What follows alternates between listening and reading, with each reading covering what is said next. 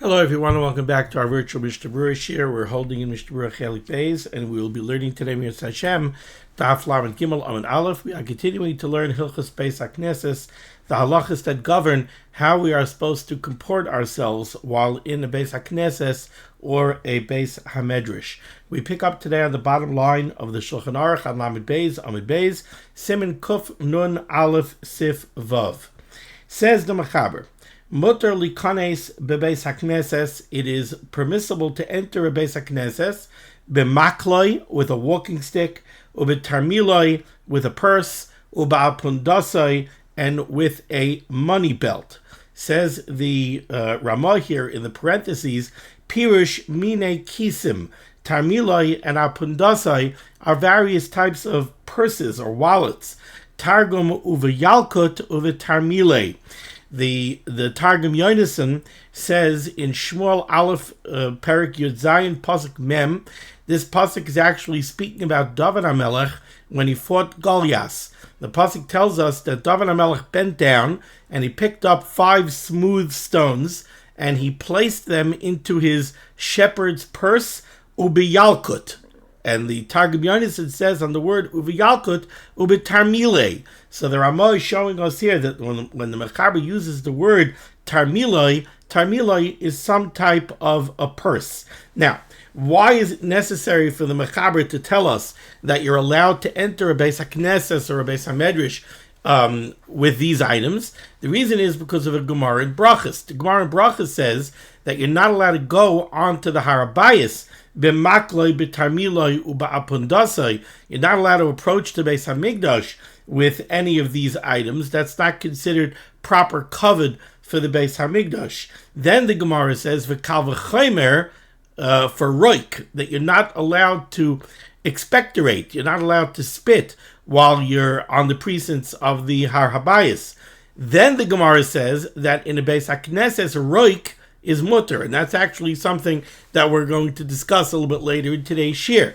Now, if roik is asar on the harabayis from a kal v'chaymer, from makloi, tarmiloi, and apundasai, and yet roik is mutter in the Beis HaKnesses, then by extension, makloi, tarmiloi, and apundasai are also mutter in the Beis HaKnesses. Now, if these things are not considered proper covered for the Beis HaMikdash, why are they okay in a Beis HaKnesses, which is a Mikdash Ma'at? The answer seems to be that these are things that you're not makpid on bebeisai. These are not things that are inherently considered to be not bakavadik. In other words, if it would be a slight to come into somebody's house with a makel, so then you could say it's a slight to come into the Beis HaKnesses with a makel. But these are accepted. These are the derech for people to go places, even bakavidika places. And therefore, you can do this even in a Beis HaKnesses. Continues the Mechaber on the top of Lamed Gimel Amud Aleph, and he says, V'yesh oisrim likanes by besaken aroich oy beroish megula. There are those, and he brings this down from the Yarchas Chaim LaRush, there are those that aser to go into a Beis HaKnesses with a sakin aroich, a long knife, oy beroish megula, or with an uncovered head. Let's take a look here at the Mishnah Berurah, here on Lamed Gimel Amud Aleph. Mishnah Berurah is Kavod Bais.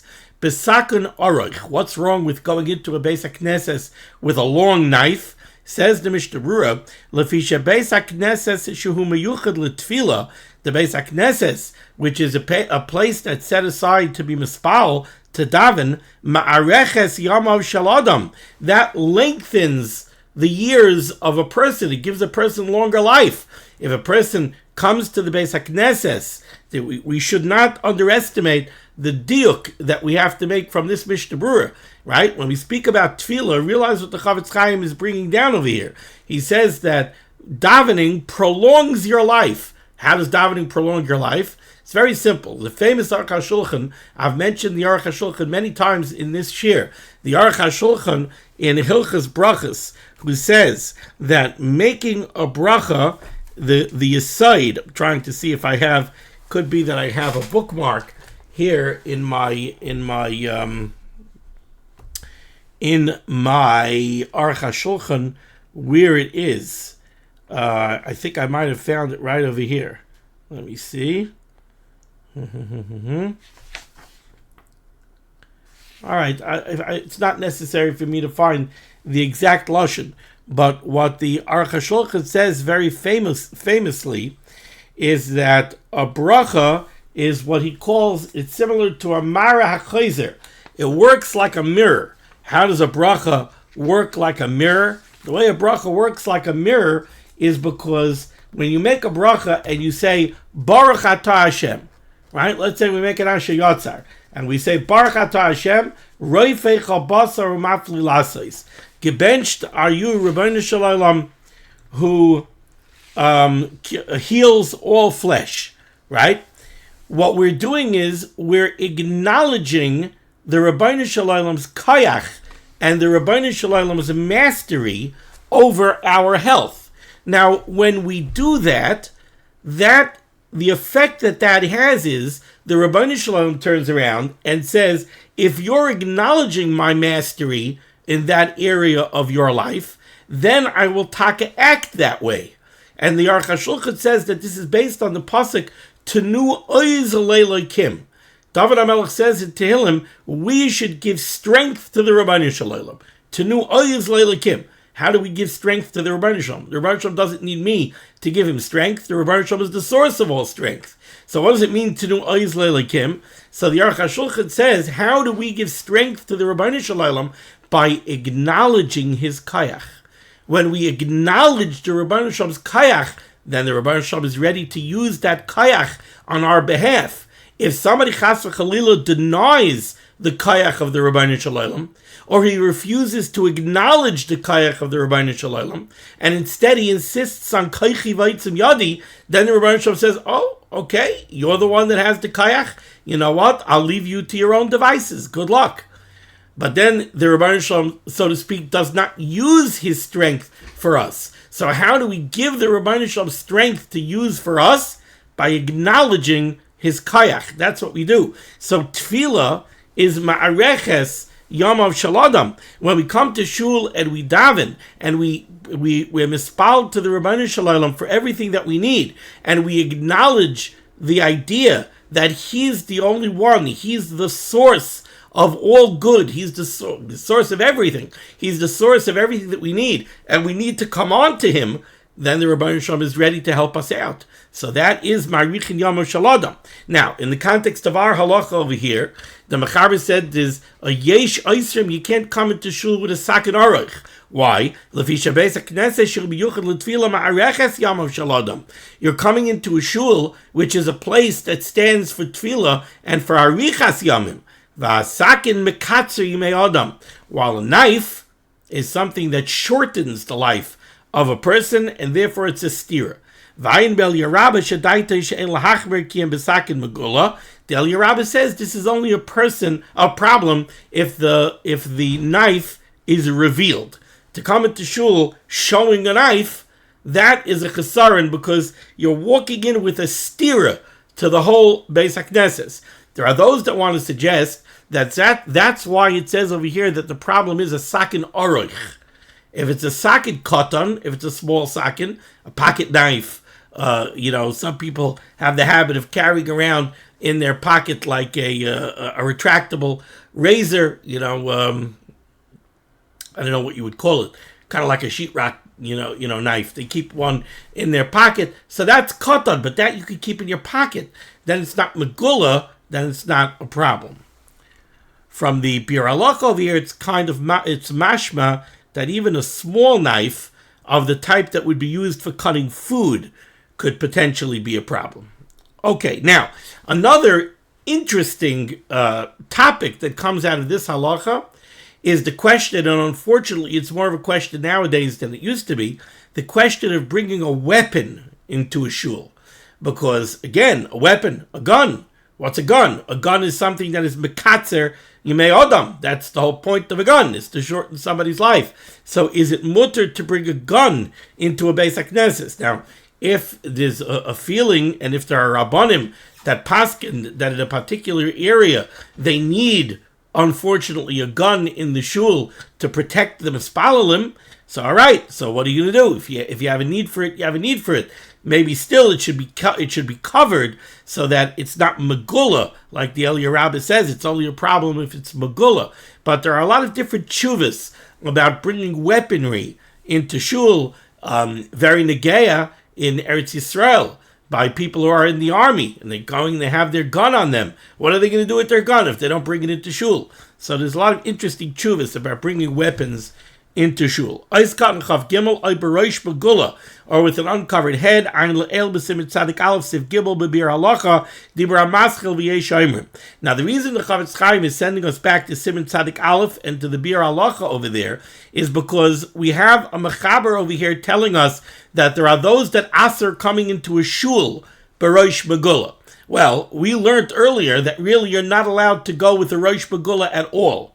And back in Siman Tzadik Aleph, Siv Gimel, in the Bir Halacha, the lashon of the Kavod Chaim over there is, he brings down the Taz that says that Bizmanenu, nowadays, Aser b'chol makayim medina, it is prohibited anywhere, not just in a shul, but anywhere.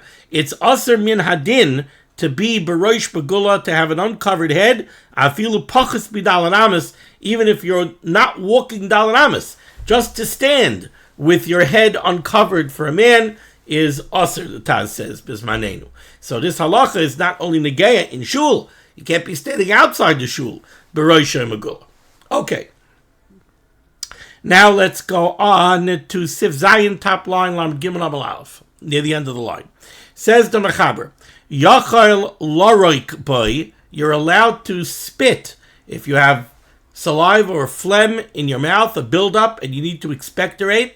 So me'ikar adin, Yachal laroik boy, you are allowed to spit in the Beis HaKnesses, ubelvad sheyishafshefenu beraglov.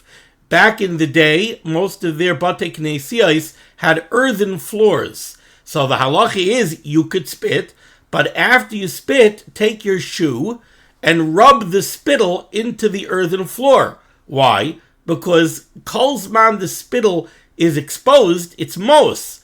Nobody wants to look down on the floor and see roik. So yes, if there's a need to expectorate, the halacha is you're allowed to, but then rub it in with your foot. Or the Mechaber says, Sheyeh Sham Gemi, if there's a Gemi are reeds. I don't know if he means that the floor is covered with a reed mat, or they would spread out reeds on the floor to hold down the dirt. If Sheyeh Sham Gemi, then Yarek L'Seichai. Then you could expectorate into the reeds, Lo Yehi Nir, She'im Yarek L'Seichai Lo Yehi Nir. Because then again, the spittle will not be visible. So again, the halacha over here is that if you have a need to expectorate, you're allowed to, but then you have to do whatever is necessary to make sure that the spittle should not be visible. Dare I say that nowadays, this is not really an issue, because in most shuls, there are boxes of tissues, or somebody has a tissue on him, or he has a handkerchief, or whatever it is. And it's also brought down that the reason the halacha is that you're allowed to spit in the Beis HaKnesses is because it was common for people to do that in their own homes. Again, in their own homes, they had earthen floors. So it was common for somebody to expectorate and then push it into the floor. Nobody goes in his dining room now and spits. So nowadays, it's not the derech. And therefore, I don't think it would be appropriate for somebody to spit in the Beis HaKnesses. If somebody has a buildup of phlegm or saliva in his mouth, he should take a tissue and expectorate into the tissue, and then take the dirty tissue and not stick it on the table where people have to look at your dirty tissues. He should take it and put it somewhere.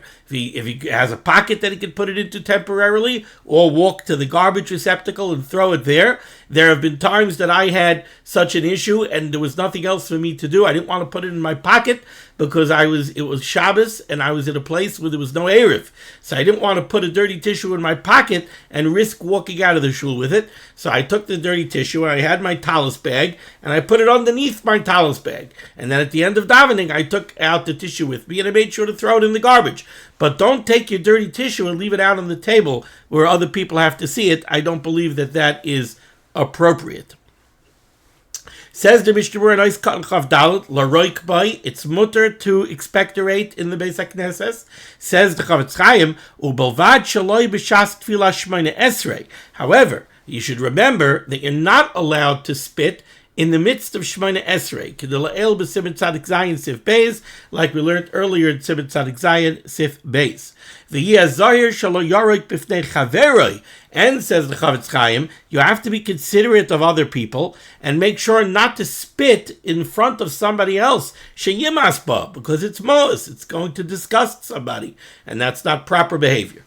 Ha'ari hayonizar merikika, he brings down over here that the Ari personally was very nizhar not to spit in the Beis HaMedrash, in the Beis HaKnesses, and the Sharetzion Cotton Tezvav brings down that this is midas chasidus, but mi'ikar adin it was mutter. But again, that's because then it was something that people weren't makpid on in their own homes. You know what? It's kedai. Take a look at the Sharetzia in Ois Cotton Tezvav, because this will show you what I'm saying. He says over here, and he's going on what he brought down, that the Ari was Nizar Merikika. Says the Chavetz Chaim in the Sharetzia in Umistabra, the Midas Chasidus Hu Da'avid. That this that the Ari did was a Midas Chasidus. Ava Midina Shari, Mikar Adin, it's mutter, Kidi Isa Gemara, like the Gemara says, Bracha Samach Yom Alam Aleph. But, V'ayin Sham, take a look over there at the Gemara in Brachas. Da'atam, the reason it's mutter is ki beisai deloi kapit inish alzeh, because you're treating it in a similar way that you treat your home, and in people's homes they weren't makbid not to spit. V'yesh la'ayin. Now says the Chavetz Chaim, v'yesh la'ayin. However, we should take a look. We should look into this. La'isam ha'noshim ha'ashirim, by wealthy people. Maybe wealthy people had fancier homes. So, lo'isaba noshim ha'ashirim, the makpidim bebeisam al harakika, where they are makpid on rakika in their homes, in kem gam bebeis HaKnesses ubeis HaMedrash yeh aser lehem laroik. So then, it would be aser in the Beis HaKnesses or in the Beis HaMedrash as well. So that goes back to what I'm saying. Nowadays, I don't believe anybody sits in their dining room and goes and spits on the floor. And therefore, in a Beis HaKnesses or a Beis HaMedrash, nowadays it would also be aser. Sevches, second line here in the Mechaber. Tit sha'al raglov, if somebody has mud on his shoes. Roy lekanchoi kaidim she'yikanis lehispalel. It is proper that he should clean off his shoes, wipe your shoes on the mat before you come into daven. And the truth is, says the Mechaber, this is not only a question of kavod for the Beis HaKnesses, it's a question of kavod atfila as well. If you're going into the president, well, I don't know if I should use president as a dugma nowadays. If you're going in to somebody choshev, would you go in with a stain on your jacket? It bothers me very much, it happens to be, even though I don't think that's the olam that I'm really talking to in this year. But it's kedai to put out the word, and if you have children, grandchildren, you can say it to them as well. It bothers me very much. I see in a lot of yeshivas that a davening jacket or a davening hat is a beged that is allowed to be worn out, missing buttons, and stained. Oh, it's my davening jacket. You know, they have a davening jacket. The Bachrim have a davening jacket. And they hang it up maybe in the public coat room. Or maybe outside the Mishnah Berurah, there's a room where everybody hangs their jackets. And they wear it 3 times a day. And they're constantly pulling it off the hanger, putting it on the hanger. And it's hanging in a public spot. And same thing with a hat. They have a hat that they use for davening. And they stick it on a rack. And that's the last hat to get replaced. That's just a davening hat. My Shabbos hat, even if they go home or they're walking in the street, they want to wear a hat, sometimes they wear a different hat or a different jacket. I see Bachrim sometimes with jackets that don't have a single button on them. Not on the sleeves, not on the front. How do you daven that way? How do you daven that way? The davening jacket, the beged that you have, that's a miyuchad that you wear when you stand in front of Bari Olam, that's the one that doesn't go to the cleaners? Bothers me very, very, very much. And we have over here a beferish halacha. State here that titcha raglov roy lekanchei kaidim she'yikanos lispal v'roy shelo yehei alav alei begadav shem lichluch. Now, somebody should not daven with a stained jacket, with a stained shirt, with stained pants. That's not the way you stand in front of Bari Olam to daven. Next sif test, 3 lines down, end of the line. Noihagim bohem kavod. We have to treat the Beis HaKnesses and the Beis HaMedrash with kavod, with dignity and honor. Lechabdon, we need to clean them. Or l'ravtzon. L'ravtzon means, well, he says here in the parentheses, pirush, kibud. What does kibud mean? Lechabdon. Nikoy habayis. That means to clean the house. So the shul has to be cleaned. You have to hire a cleaning staff to make sure to clean the shul. And ributz is zrikas hamayim al panei hakarka. That is sprinkling water to hold down the dust in the shul. Back in the day when they had earthen floors, so sometimes, if it's dry, dust would come up. So they would take water, and in fancy places, I believe the Gemara brings down, they used to use wine, so it would give a pleasant odor. But you would sprinkle to hold down the dust. That's ributz. So ributz is not really negaya to us nowadays, but kibud certainly is negaya. You have a shul, a Beis HaKnesses, a Beis HaMedrash. It should be kept properly clean. Continues the Mechaber, v'noyhagin lahadlik bahem neiros lechabdon. And we also have a minig to light neiros in the shul, to be mechabed the Beis HaKnesses with neiros. Now, neiros back in the day, so that's their light bulbs. So from the Mechaber, when you see a Mechaber that says noyhagin lahadlik bahem neiros, that does not show us nowadays that there's a particular need or a particular kavod to the Beis HaKnesses to light candles or to light, burning flames on lamps. Neiros were their lights. So it's as if the Mechaber is saying that the minig is to turn on the lights in the shul. The minig is to have lights in the shul because a bakavodic place is not dark and dingy. It's lit up. So one thing we can say from here is that it's proper kavod for a Beis HaKnesses, that it should be properly lit. Whether or not there's an Indian of neiros, obviously there are people, especially more by Chassidim, that are very, very makbid on neiros. Neiros is a big thing by them. People come, everybody comes to the shul, they grab a candle, they pay a nickel for a candle, they take a candle, they like a candle. Sometimes I've seen in certain Chassidish Shabbatik Knesei, Shabbatik Midrashim, where they have made out of sheet metal, like bleachers. Row after row after row after row, where people could come and take a candle and stick it down. And people come at the shul left and right, and they take an air, they light an air, and they stick it down. But again, from the Mechaber, so neiros were the only lights that they had. Says the Mishnah Berurah is Katan Chav Zayin, lahadlik. V'nagu lahadlik koydem sheikanes adam lihispalil. The Mishnah Berurah says that the minig is to light these candles, to light up these lights, even before people come in to daven. Very interesting reason why. Mishum Darmina B'Gemara, because the Gemara Brachas Tavav Amud Aleph tells us, Makom Shemispalel Boy Ba'asara, when you have a place where 10 people are going to congregate to daven with a minyan, Kodma Shechina V'Asya. Guess who comes first? The Shechina comes first before anybody else. So light the neiros before the people come, L'chvay the Shechina, because the Shechina comes first. Va'oid, and furthermore, says the Mishnah Berurah, shekein hayu oisin b'mikdash. To me, this is a little bit of an enigmatic phrase. The Mishnah Berurah says another reason you should do this. What? Another reason why you should light the candles before anybody comes is because kein hayu oisin b'mikdash. That's what they did in the Beis HaMikdash, and he brings this down from the El Yerabah, b'shem HaKolboi. Now, I looked up the El Yerabah, and that's all the El Yerabah says. He says, Shekein hayu oisin b'mikdash. He brings it down for the Kolboi. I didn't find it yet in the Kolboi, so I don't know if the Kolboi expands on this at all. I'm not 100% sure what it means, Shekein hayu oisin b'mikdash. I could understand it in a few different ways. One is that in the Beis HaMikdash, when you hear that you're supposed to light the neiros before people come to shul, so the chiddush of that is what? The chiddush is, what are you lighting lights for? There's nobody there. Well, let's think about the menorah in the Beis HaMikdash, in the Heichel. What were you lighting lights for? There's nobody there. Very interesting halacha, actually, about the Heichel. It seems to come out, halacha l'maisa, you're not allowed to go into the Heichel unless you're going into the Heichel l'tzarech avodah. So even if you're a kohen, you're not allowed to go for a spatzir around the Azara and say, you know what, let me walk into the Heichel and check out the menorah, see how the menorah is burning. No, You're not allowed to enter the Heichel. The Heichel is the area inside the Beis HaMikdash where you have the menorah, the Mizbeach HaTorah, and the Shulchan Aruch. The Shulchan. The Shulchan.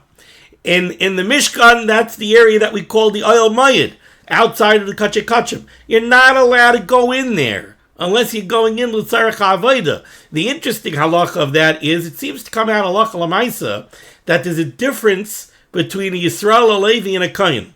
And the difference is not the way you would expect it. It seems to come out that if a Yisrael goes in, I think a Levi also, goes into the Heichel, shaloi l'tzarech ha'avoda, he's over a lav. If a Kohen goes into the Heichel, shaloi l'tzarech ha'avoda, he's chayiv misa.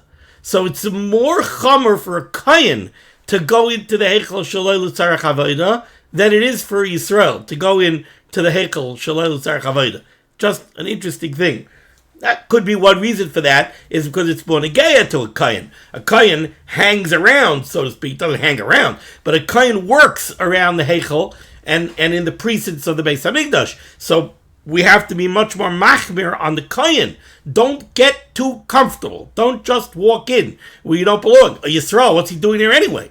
A Yisrael really has no excuse even to approach the doors of the Heichel. He's not allowed in that whole area. That's already Ezras Kehanim. He's not allowed there. So what's he even doing there? If he does go there, so okay, he's over a lav. But in any case, let's get back. Nachzer l'Inyonenu. The menorah was not lit to give anybody light. Nobody is going into the Heichel to learn. Nobody is hanging around in the Heichel. So what's it for? It's not there for light, right? The same way the windows going into the Beis HaMikdash were narrow at the outside and wide in the inside to show that they're not there for light. The Shechina that's in the Beis HaMikdash does not require light. So it could be simply put that's what the Eliyah Rabbah means over here. Shekeino yu oisin b'mikdash, light the lights lichvoid hashchina, even when nobody is there, the same way they lit the lights of the menorah lichvoid hashchina, even though nobody was there. That, I think, is the simple way to understand this.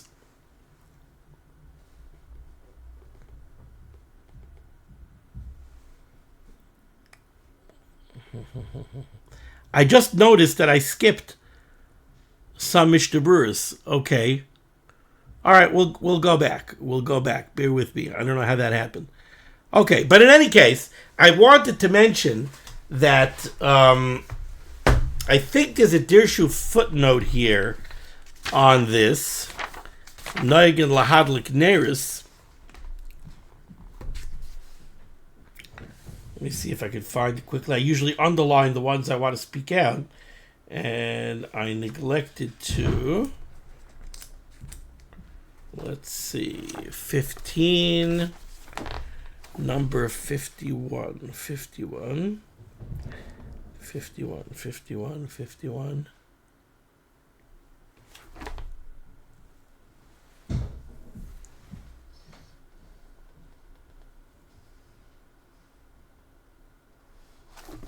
Oh, it's 52. It's in the back of the Dirshu Mishnah Berurah on page 15. So it says over here, in the second paragraph of Dirshu footnote 52, which again is in the back of the Dirshu Mishnah Berurah on Amud 15, he brings down a k'tzais, the kasav k'tzais hashulchan, she'noihagim b'roiv batei knesiyos, the minig in most batei knesiyos is, lahadlik ner tamid, to light a ner tamid, sheyidlak yom v'layla, that burns day and night, mishum kavod shamayim, that's for the kavod of the Shechina. V'yesh bazeh zecher lemigdash, and this is a zecher to the Beis HaMikdash, shener ha'ma'aravi hayadoylek by tamid, with the ner ma'aravi, pashtus, the middle ner of the menorah, burnt constantly, because it says that's the first one the kohen lit, and then he would take a flame from that one the next day to light all the other ones. So the ner ma'aravi was constantly lit. So here in this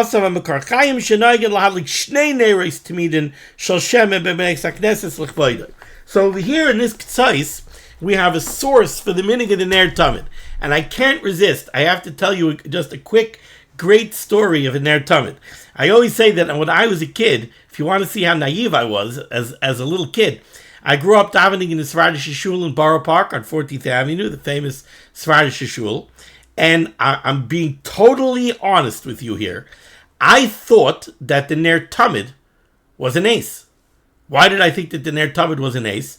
Because growing up, I never, ever saw a bulb on the Ner Tamid out. Now, so that you understand what a chiddush that is, we davened downstairs in the Sephardic shul. That Ner Tamid had 2 bulbs in it. Even if one bulb was out, the bulbs were inside the fixture, so you couldn't see. So as long as one bulb was lit, you would see the lights shining through the cutouts in the body of the light.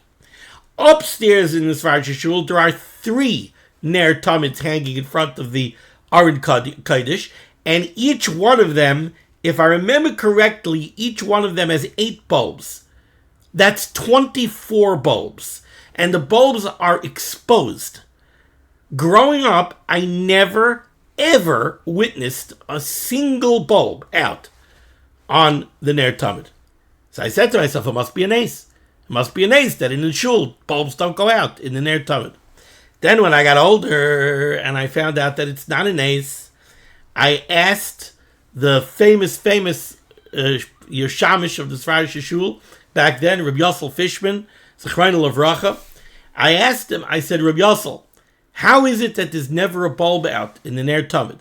So if you want to learn a lesson in Kavod for a Bais HaKnesses, you got to hear what he told me. He said it's very simple. It's very simple.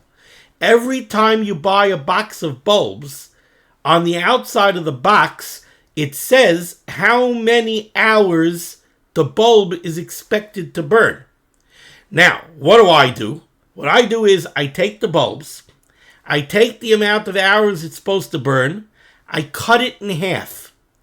I take the bulbs, I put in new bulbs in all of the Ner Tamids in the shul, and I write down what date I changed the bulbs.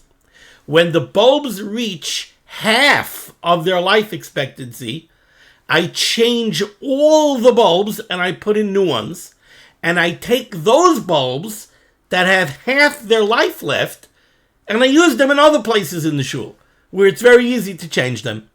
But the Ner Tamid bulbs, I never let them burn more than half of their life, so that it should never happen that a bulb goes out. Then he told me, he says, I think because I've always done that for 40 years, because I've always done that, the Rebbeinu Shalom has given me siyata d'shmaya that I never had a defective bulb.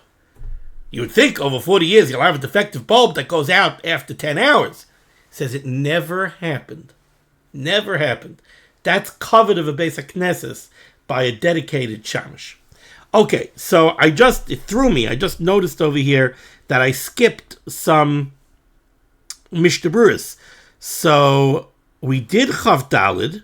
We didn't do Mishnah Berurah Ois Katan Chav Hey and Ois Katan Chav Vav. So let's go back. In Sif Zayin, the Mechaber said you're allowed to spit in the Bais HaKnesses, me'ikar adin, but he said it will vad sheyishav shefenu baraglov, but you have to rub the spittle into the earthen floor with your shoe. Rub it in so no one should see it. Says the Mishnah Berurah, Ubishabes she'asol l'shav sheif, but on Shabbos you're not allowed to do that. Why are you not allowed to do that on Shabbos? Because on Shabbos, to use your foot to rub onto the earthen floor would be a tolada of boine. That would be usher because it's mashve gumois. When you smooth out and fill in indentations and holes in an earthen floor, that's a tolada of boine, and that's usher on Shabbos. So therefore, says the Chavetz Chaim, on Shabbos, when you can't do this, yamid hamin ololav, just put your shoe over the spittle, ad sheyismaich, until it gets pushed down and it gets absorbed into the earth. Ois Katan Chavav Gemi. The Mechaber said if there are reeds on the floor, it's not a problem because the spittle won't be visible. Oy Teven V'choil, or if there's straw on the floor or sand on the floor. The bottom line is, the point is that the spittle should not be visible. As long as the spittle is not visible, you're okay. All right, now we go to Sif Yud in the Shulchan Aruch, 5 lines down, a little bit before the middle of the line. Says the Mechaber, Afilu la'achar shecharvu, even after a shul is nabach destroyed. A shul, they davened there for 50 years, the olam moved out, and now it's a chorva. Afilu la'achar shecharvu, adayin hein b'kedushasan. There's still a Kedushas Bais HaKnesses on a shul, even after it's already in Nechrav. Ukeshem shenoyhagim behem kavod b'yishuvan, and the same way you had to treat them with kavod when they were used and inhabited, kach noyhagim b'chorbanam. You have to still treat it with the same respect, the same kavod when it's b'chorbanam. Chutz mikibud v'ributz. You don't have to clean it. You have a churva of a shul. You don't have to go in and mop the floors. V'im olu behem asavim. If you have an area where there was a shul, and now we're talking about the building is mamish, collapsing, and there are weeds growing all over the place. Says the Mechaber, Tol Shem Oisam, and the way the Mishnah Berurah learns this is, you're allowed to uproot the weeds. It doesn't mean that you have to. You're allowed to uproot the weeds, but Umanichem Oisam b'mkaiman. You're not allowed to call the landscaper and trim all of the overgrown weeds and everything else and cart everything off. No, that you should not do. Tol Shemaisam, you're allowed to uproot them, but Umanichem b'mkaiman, leave them there. Why? Says the Mechaber Mishum Agmas Nefesh. Because if you have a shul that's Nechrav, you want people to drive by and have Agmas Nefesh, be upset because of it. Kedei sheyiru ha'am, so that people should see it. V'ta'ir rucham, and it should awaken their spirit. V'yishtadlu livnaisam, and they should be mishtadl. They should put an effort to rebuild it.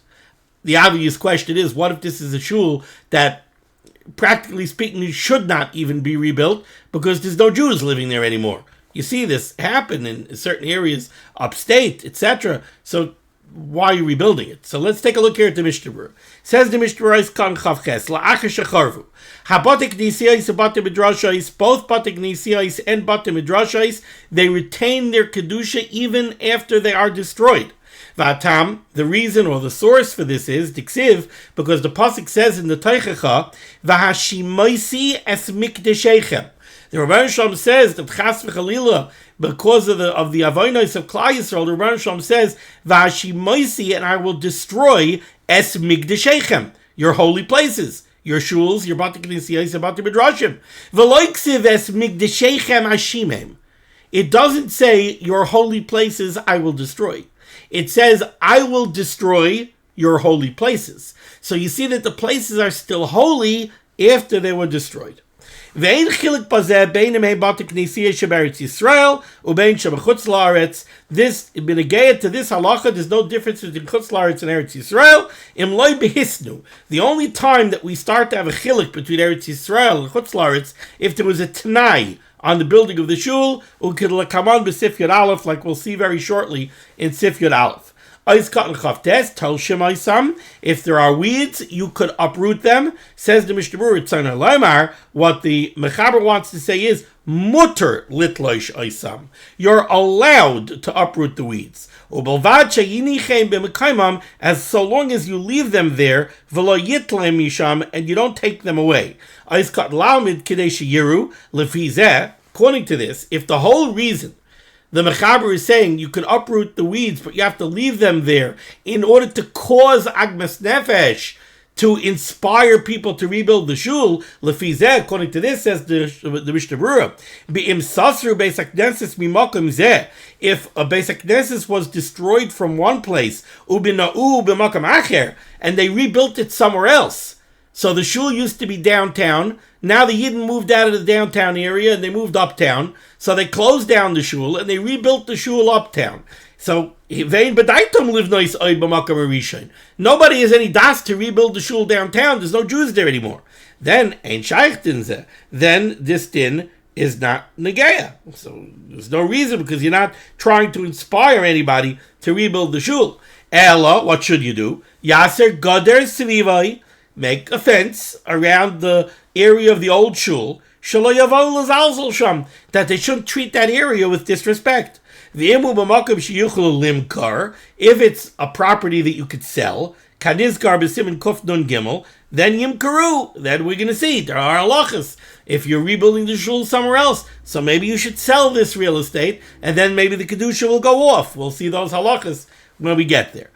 Now we come. I feel bad that it's at the end of the shiur, but even though it's at the end of the shiur, I'm going to try to cover it, because now we come to a very, very important piece which will shed light all these halachas that we've seen. So, for example, we saw the halacha about not speaking dvarim b'telim, sicha b'telim in the shul, and we saw that it's gefährlich. You're not supposed to speak sicha b'telim in the shul. The Ari was makbid. He didn't even speak divrei musar in the shul. So, stam shmuzarai in the shul, we saw it's aser. Yet, the minig nowadays clearly would seem to be not that way. And everybody in the shiur who's learning these halachas could have this question. I even felt bad this morning. There's somebody listening to the shiur right now, somebody in the audience. He'll know exactly what I'm talking about. I davened in a shul this morning. And after Shacharis, an old friend of mine, I don't usually daven in this shul, it's in a different community. I went over there, I davened over there. An old friend of mine saw me. Oh, hello, Yisrael, how are you? And we got into a shmooze. And I'm thinking to myself, I'm just learning these halachas about shmoozing in the Beis HaKnesses. Not only that, I have a talmid of mine from the shiur who's sitting right over here. Boy, Rabbi Weiss is a hypocrite. We told all these halachas about not shmoozing in the shul. He's mamish shmoozing with this guy. How you talking? How do you do such a thing? And the truth is, it was bothering me b'shas ma'isa. Sicha b'teila, sichas chulin in the shul. What's pshat? How are you allowed to do this? But the bottom line is that think about it. We have a kiddush in shul. What happens by the kiddush?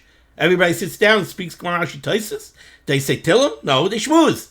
Right? So shmoozing in shul, I hate to say it, but it's commonplace. What's pshat? What's taka pshat? So and eating and drinking in shul. Like I said, we make a kiddush in shul. And not only a sudas mitzvah, we have eating and drinking in shul even when it's not a sudas mitzvah. So again, what's pshat? What's going on over here? So Sif Yod Aleph is where we begin to shed light on that. So even if I don't get a chance to go through it completely now, we'll start off tomorrow's shiur and we'll continue the conversation. But at least now I'm letting you know that this is what's coming. So let's see Sif Yod Aleph here. 2 lines from the bottom in the Shulchan Aruch.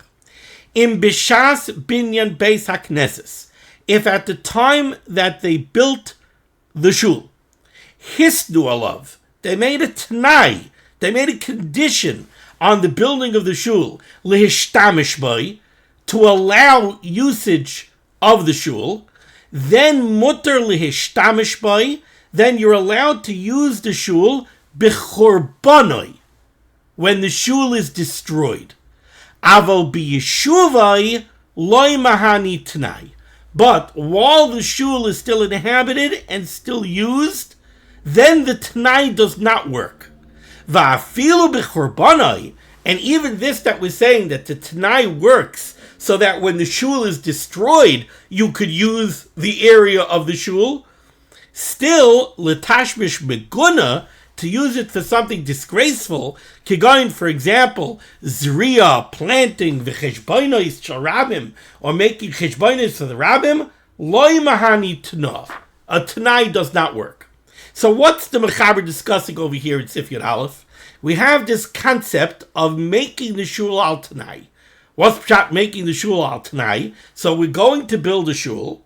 So we have not yet invested this place with Kedushas Beis HaKnesses. We're coming first now to invest the place with Kedushas Beis HaKnesses. So there's a question of a t'nai. What if we come and we say, yes, we're making a shul, but we're limiting the amount of Kedusha that we're investing over here. We're saying up front, we don't want it to be a Beis HaKnesses where we're not allowed to eat and drink. We don't want it to be a Beis HaKnesses where we're not allowed to shmooze. We don't want those halachas to apply. We're stating up front, yes, we're making a place to daven, but al t'nai that you're allowed to do these things. Does that t'nai work or not? Says the Mechaber, the t'nai works in a very limited way. while the shul is being used as a Beis HaKnesses, too bad. It's a Beis HaKnesses. It's a makom tefillah. You're not allowed to do these things. You're not allowed to talk. You're not allowed to eat. You're not allowed to drink. What does the Tanai help? That bechurbanoi, if 40, 50, 80 years later, the shul is destroyed, the shul is vacant, it's abandoned, then the Tanai helps that you're allowed to be mishtamish. There are things that you're allowed to do in the shul. But be yeshuvai, not. Now, tomorrow we'll see, because we don't have time anymore now, we'll go through a bir halacha, and we'll see that this is a major machloikis rishonim. 3 different shitas in the rishonim. Shitas Taisis in the Rosh, Shitas Rashi in the Yarzarua, Shitas the Ran, the Ramban, and the Rashba on making a Beis Medrash, a Beis HaKnesses with a Tanai. When does the Tanai work? When does the Tanai not work? And how about if you didn't build the Beis HaKnesses with a Tanai? Nobody verbalized the Tanai 80 years ago. Is there a concept that now a Tanai could help anyway? So, Mirz Hashem, we will discuss this at greater length tomorrow. Thank you so much for joining me for limud HaTorah. The source of limud HaTorah should be made against Klal Yisrael. The Rosh Hashem should send Yeshua Sefurus Panas and Shidduchim to all those in need. We should be zeichet to see the B'Yas Koyel Tzedek, B'mehera v'yameinu, Amen. Be well.